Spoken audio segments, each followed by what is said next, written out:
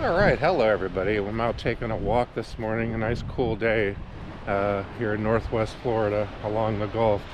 Got down to probably about 45 degrees last night, so we're starting out a little bit chilly morning, but really not bad. Still out here barefoot, taking a nice walk, getting some steps in, and just wanted to let you guys know that I do have a little series about some viral math problems.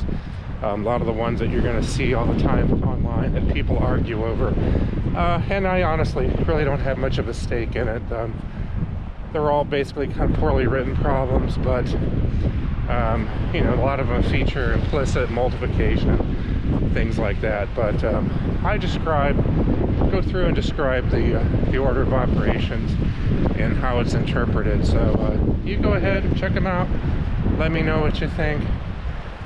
Hopefully the information will be helpful, and I'm gonna keep walking. Yeah.